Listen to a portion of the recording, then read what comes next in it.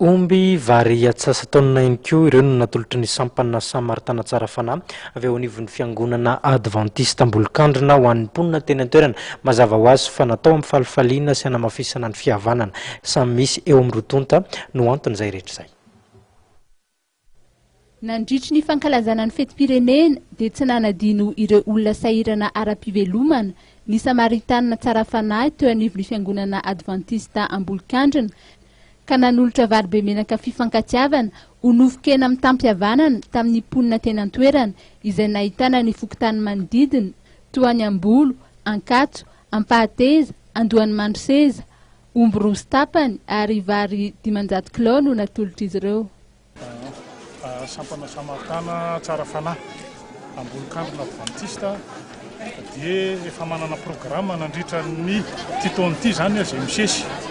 Programma tafiditra anatin'izany ty fizarana fitiavana amin'ny alalan'ny fiaraha-misakafo vary be menaka na hoe nofokena amin'ny tampihavanana.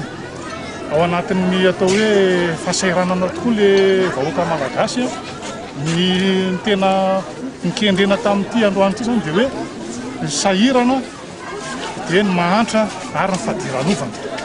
Fadiranovana moa zany le 4 reny.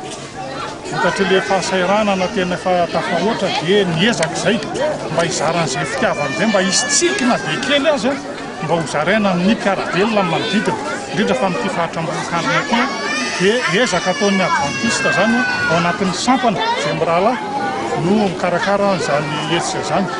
Izao zavatra io zany dia natao ho antso tsy ho an'ny fiangonana rery ihany fa mba ho karatra apetrakitsika ho an'ny tsirairay isam-batan'olona izay afaka manao manana ny ampy ka mba hijery ny manodidina azy eo sahirana eo.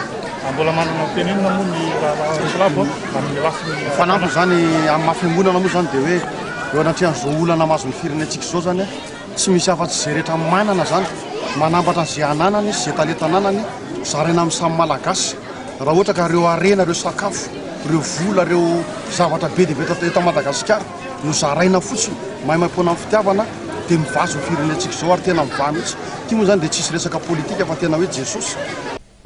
Araky ny nambaran'Andriamatoa Randria Tsara Fara Pascal dia tsy voasamba no nanatanteraka asa soa toy izao ny teo anivon'ity fikambanana ity fa efa fanaon'izy ireo isan-taona ny fitsinjovana ny sahirana toy izao. Mbola hitohy ary hitatra any amin'ny toerana hafa moa izao tetikasa izao araky ny nambaran'ny tompon'andraikitra ao amin'ity fiangonana ity.